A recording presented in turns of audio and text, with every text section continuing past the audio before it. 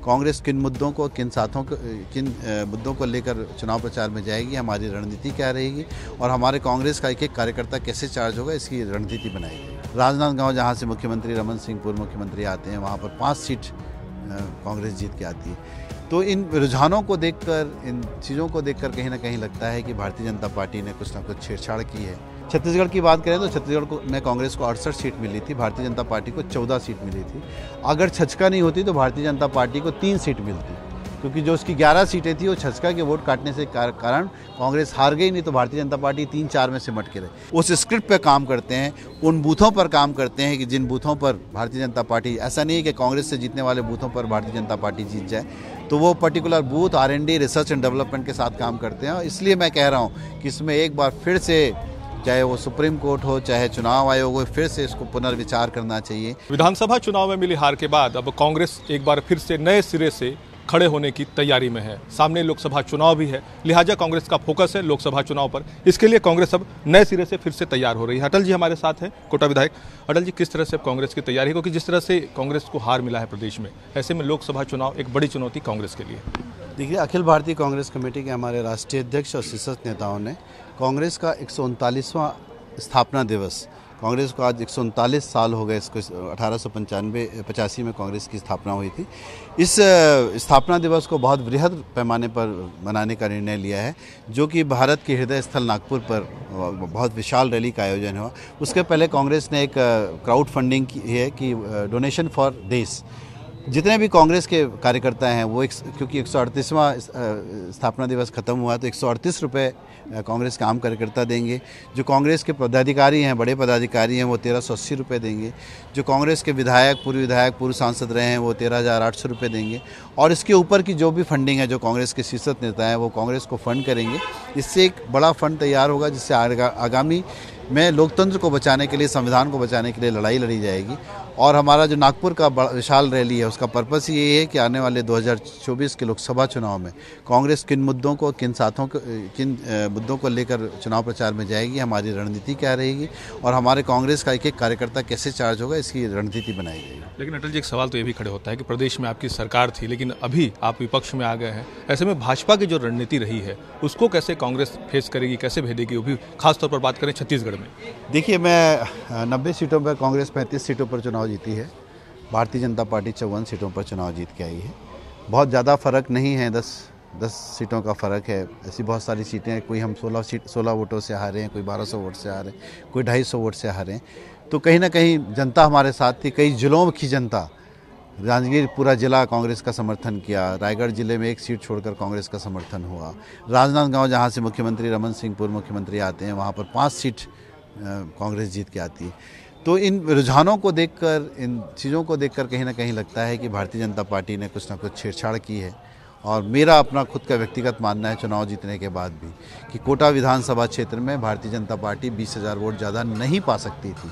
इसका मतलब है कि EVM में वहाँ भी सेटिंग हुई थी, पर चूंकि वहाँ हमारी मेहनत, हमारे कार्यकर्ताओं ने ज़्यादा मेहनत की, इसलिए हम 74,000 वोट पाकर चुनाव जीत गए। पर वहाँ भी चुनाव हराने की पूरी कोशिश थी। तो EVM को लेकर मुझे अभी भी शक है, और मेरा मानना है कि किसी भी राजनीतिक पार्टी को अगर EVM में मुझे शक है, और इसमें हो सकता है किसी भी कंप्यूटर इंजीनियर से, किसी भी साइंटिस्ट से बात करो तो उसका ये कहना है कि इलेक्ट्रॉनिक्स चीज़ों पर कभी भी कुछ भी हो सकता है। जब पूरे विश्व का सबसे स्ट्रॉन्गेस्ट देश अमेरिका के हाउस पर हैकिंग हो सकती है, तो फिर ये तो छोटा सा EVM मशीन है। अगर EVM मशीन में हैकिंग हो सकती है तो बैलेट से चुनाव चलाना चाहिए। जो जनादेश देगी जनता, वो सामने आ जाएगा, और किसी भी पार्टी को बैलेट से चुनाव कराने में परेशानी क्या है।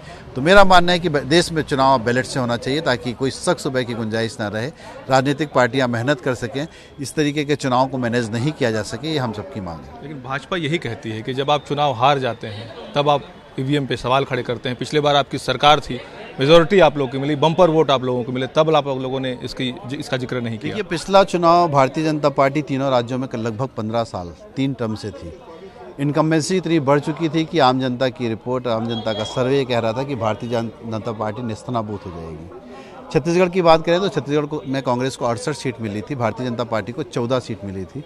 अगर छचका नहीं होती तो भारतीय जनता पार्टी को 3 सीट मिलती, क्योंकि जो उसकी 11 सीटें थी वो छचका के वोट काटने से कारण कांग्रेस हार गई, नहीं तो भारतीय जनता पार्टी 3-4 में सिमट के रहे।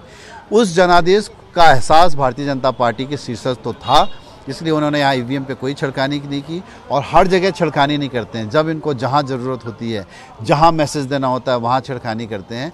ईवीएम में पूरे विधानसभाओं में भी नहीं होती है। जिन विधानसभाओं पर इनको कुछ पहले से तैयार की हुई स्क्रिप्ट रहती है कि यहाँ पर ये माहौल बनाया जाएगा तो जनता को विश्वास हो जाएगा कि यहाँ भारतीय जनता पार्टी जीती है, उस स्क्रिप्ट पे काम करते हैं, उन बूथों पर काम करते हैं कि जिन बूथों पर भारतीय जनता पार्टी, ऐसा नहीं है कि कांग्रेस से जीतने वाले बूथों पर भारतीय जनता पार्टी जीत जाए, तो वो particular booth R&D research and development के साथ काम करते हैं। इसलिए मैं कह रहा हूँ कि इसमें एक बार फिर से, चाहे वो सुप्रीम कोर्ट हो, चाहे चुनाव आयोग हो, फिर से इसको पुनर्विचार करना चाहिए कि ईवीएम एक मशीन है। जब आपका मोबाइल हैक हो सकता है, जब आपके घर के कंप्यूटर्स हैक हो सकते हैं, तो फिर ये ईवीएम क्यों नहीं हैक हो सकता। और ये ईवीएम में कोई अधिकारी इन्वॉल्व नहीं है, ये कहीं ना कहीं सैटेलाइट के थ्रू हो रहा है, इसीलिए इसकी जांच की जानी चाहिए। अटल जी, क्या माना जाए कि आने वाले लोकसभा चुनाव में अब कांग्रेस इस दिशा में आगे बढ़ रही है कि ईवीएम के बजाय बैलेट से चुनाव हो? क्या कांग्रेस और उनके जो सहयोगी दल हैं इसकी मांग रखते हैं, करेंगे? देखिए, इंडिया गठबंधन में भी ये बातें बहुत प्रमुखता से उतरी हैं। इस देश के बहुत पुराने साइंटिस्ट एवं प्रतिनिधि, उन्होंने भी ये बात उठाई है। बहुत सारे लोग ये लगातार बात कर रहे हैं। यूपी में बहुजन समाज पार्टी के वोट कैसे कम हो गए, वो भी चिंता का विषय है कि आखिर उनके वोट कहाँ गए, मायावती जी घर पे क्यों बैठी हुई हैं। तो बहुत सारे ऐसे सवाल हो रहे हैं कि आखिर शिवसेना को क्यों ख़त्म कर दिया गया महाराष्ट्र से। तो ये बहुत सारे तमाम सवाल उठ रहे हैं। नीतीश कुमार जी भारतीय जनता पार्टी का साथ छोड़कर फिर वापस कांग्रेस गठबंधन में क्यों आए, वो ममता बनर्जी को क्यों नहीं हरा पाए, क्योंकि वहाँ पर भी खेला होवे हो गया था। तो वहाँ वो डर गए कि कहीं कुछ भी सेटिंग होगी तो यहाँ पे हो सकता है। तो बहुत सोची समझी रणनीति के साथ, बहुत रिसर्च एंड डेवलपमेंट करने के बाद वो किन बूथों पर काम करते हैं और कितने वोट बढ़ाना है, उसमें कुछ परसेंटेज पे गड़बड़ियाँ हो सकती हैं। कभी जहाँ सोच रहे थे कि 5,000 से जीत जाएंगे, वहाँ 10,000 से हार भी सकते हैं, क्योंकि जनता अगर ज़्यादा वोट दे देती है तो ये जो इनका इक्वेशन है वो कहीं ना कहीं ईवीएम में है। ईवीएम की जांच होनी चाहिए। मैंने तो बोला कि 2-3 विधानसभा चुनाव में, अभी चुनाव हुए 1 महीना भी नहीं हुआ, जनमत संग्रह करा ले किसी भी नेचुरल एजेंसी से, आपको दूध का दूध और पानी का पानी हो जाएगा। अटल जी, चुनौती भी देते हैं क्या? क्योंकि आपने कहा कि कोटा विधानसभा जिस तरह से आपने जिक्र किया, तो कोई चुनौती देते हैं ईवीएम को लेकर अगर बैलेट पेपर से चुनाव होते हैं? भारतीय जनता पार्टी 2024 का चुनाव बैलेट पेपर से कराए। अगर भारतीय जनता पार्टी जीतती है तो मैं एज ए कांग्रेस का विधायक 5 साल तक भारतीय जनता पार्टी का विरोध नहीं करूंगा।